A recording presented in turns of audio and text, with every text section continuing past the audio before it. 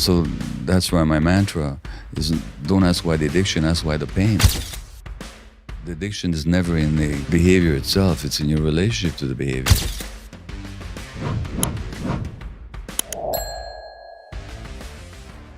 People don't even want to open those doors though, because there's so much pain associated with maybe going back or revisiting an early experience that they just think it's better keep the doors shut.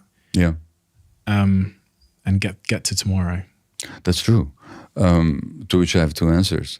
One is, it's true, it's painful.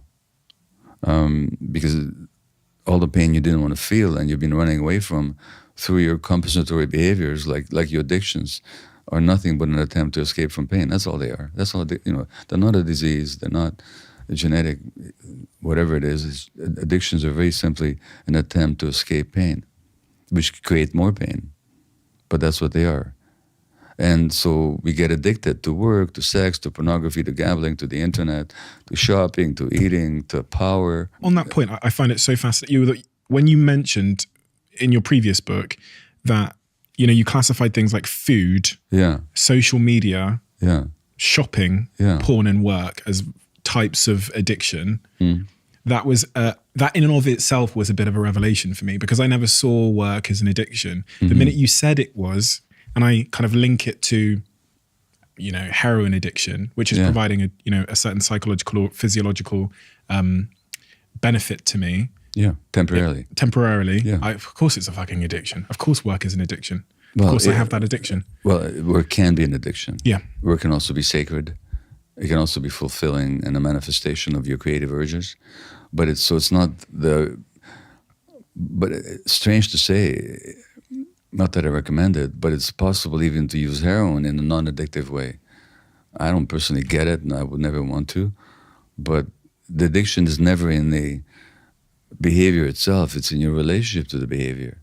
So if the particular activity gives you temporary relief or pleasure, and therefore you crave it, but it causes harm in the long term and you can't give it up, you got an addiction. And I don't care what the activity is, could be drugs and all the other things that we mentioned.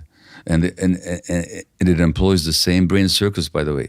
The workaholic is after the same brain chemical that the cocaine addict is after, dopamine, And people can be even addicted to their own stress hormones, like adrenaline, the so-called adrenaline junkies. There's such a thing, So almost anything can be addictive if it serves the purpose of temporarily easing some distress, but causing harm in the long term.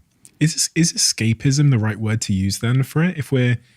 Because it doesn't sound as much like we're escaping rather than we are seeking something. We're seeking relief from a certain mental state.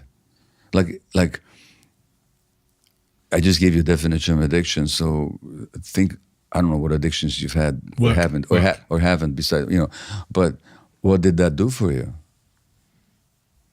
Temporarily. It gave you something. It made me feel like I was valid and I was pursuing a sense of accomplishment and validation. Okay, and give you a sense of worth. I was worthy. No. Is that something that people need or not? Yes. Yeah, that's a good thing. But the real question is, why did you ever get the idea that you didn't have the worth? Why did I get the idea that I didn't have the worth? That's where trauma comes in. Because I was called the N-word when I was 8 by a kid in school. Exactly. And then no one would speak to me And because that day. your mother screamed at your father. Yeah. I remember and so vividly. All that together. And that's emotionally painful. Like, what's it feel like to be, not to have a sense of worth? That's painful. And so that's why my mantra is, don't ask why the addiction, ask why the pain. And if you want to understand why the pain, you have to look at that person's life.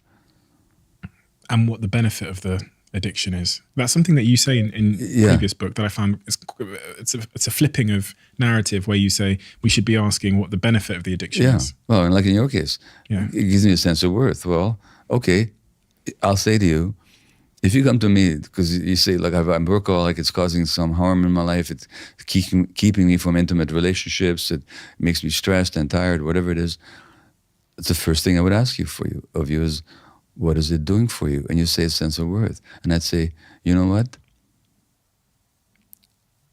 You deserve to have a sense of worth. I totally understand why you'd want to engage in an activity that gives it to you. But given that it's causing you harm, let's look at why you don't have a sense of worth and how else you might develop it that isn't harmful to you, you know?